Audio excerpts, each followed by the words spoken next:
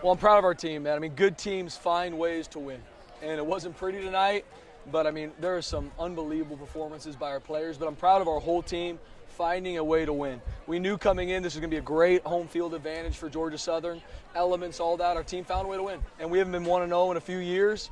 Feels good to be 1-0. We're going to celebrate the win, and then tomorrow we're going to flip the switch and move on to Oregon. But I'm proud of how our team battled. I'm proud of how they stayed in the fight, kept swinging. It didn't always go our way, and sometimes it was self-inflicted. Sometimes it was just things that happen in a game that you got to respond to. And that's what I'm excited to as a coach. Week one, when you can find a lot of things to clean up on film and still find a way to win the game, that's what I'm proud of our team doing. So a lot of guys had to step up today. We had a lot of guys go down and have to fill in. So a lot of guys got good reps, and there's some things on film that we can grow and improve on. So I'm proud of our team. I mean, obviously, it goes without saying, Ashton Genty is the best player in the country. I mean, that was on full display tonight. But even with saying that, I want to make sure I say this every time I talk about Ashton. He's an even better young man than he is a football player. I mean, you talk about a unanimous captain, a leader on our team in everything he does. I mean, in January, he's the first one in the building, last to leave. So what he just put on display August 31st, I've seen him do it day in and day out since he's been here. And he deserves a ton of credit. Our offensive line, the run game that we were able to create and continue to sustain drives was awesome.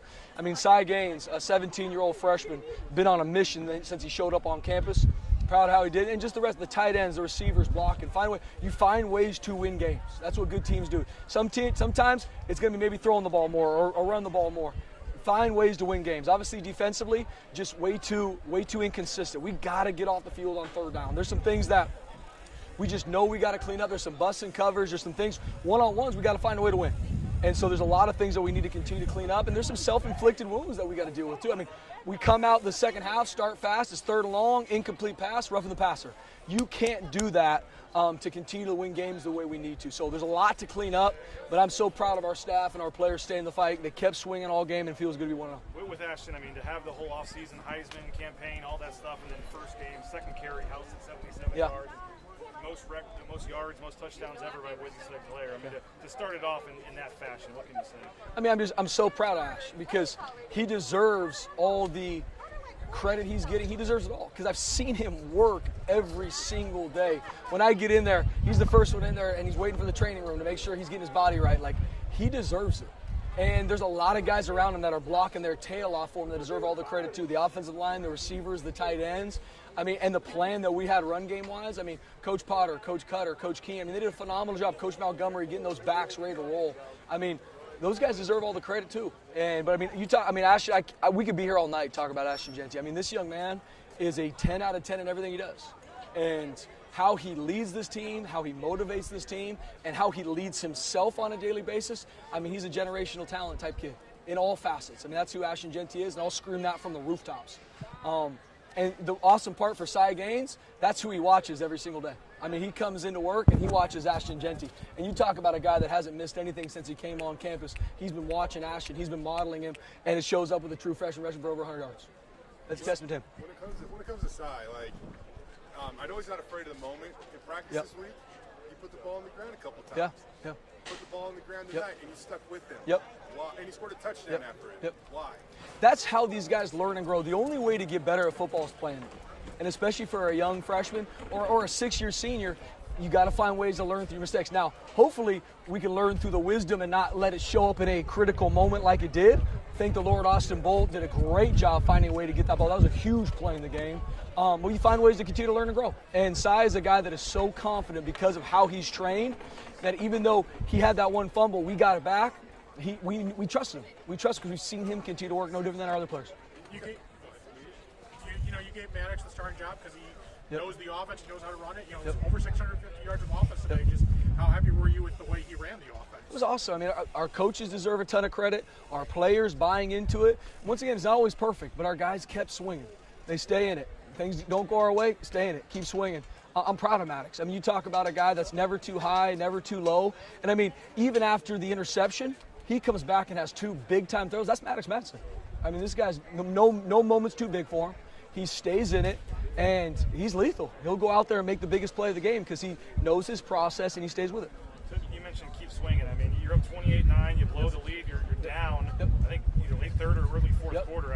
Just to lock back in and be able to score those late, couple couple of touchdowns to pull away. What's that say about your game? It's huge, man. You talk about the fight in our guys, and that's football. Good teams find ways to win. It's never going to be perfect on that field.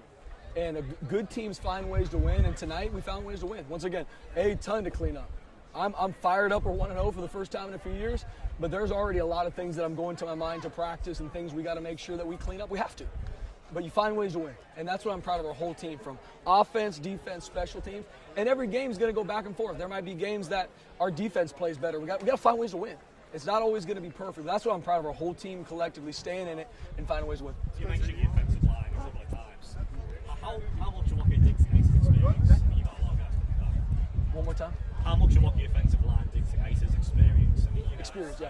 No, I'm proud of our. I mean, we got an experienced O-line coming back. There's some guys banged up that we got to continue to find more rotations and guys to step up. But I mean, that's the mentality of our team. And Coach Keene does a great job with our O-line. Coach Potter with our run game. I mean, building that mentality into them to where, I mean, no matter what front line's up in us, I have confidence in our offensive line creating movement at the point of attack and imposing our will on defenses. Spencer, when you took over last year, it was just like thrown into it. Today was about testing 8 months of Spencer Danielson's culture. Yeah. So to go into that locker room after that, how is it different for you this time? It's just, I mean, I love these kids. And first off, I mean, I give God all the glory. I'm open about this. The only reason I'm the head coach at Boise State is because God put me there. And I know it's to develop people, develop champions in life. And those are champions in life on that field. Some of those, we didn't make the plays we needed to at all times. But learning and growing from this game, and what I see that nobody else sees, is how our team's in there working, loves each other, does the hard things, in there early, in the infernos, hiking Table Rock when no one knows, running decks. Like, I see that. So when I see something go well or not, I know our guys are trained. I also know this is going to develop them for life. So I'm proud of our team. And football is a hard game.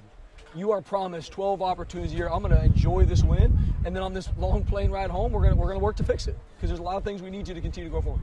We slightly mentioned the offensive line, but to specifically address them, I don't know if Maddox was really touched tonight. Yeah. And as good as the running backs were, I mean, there were a number of times where they're like 6 yards downfield before anybody's even got a chance. No question. How good was that group? And you were rotating a couple bodies in there, too. I mean, they did a great job. Like I said, Coach Keene, Coach Potter, Coach Montgomery did a phenomenal job getting those guys ready to play.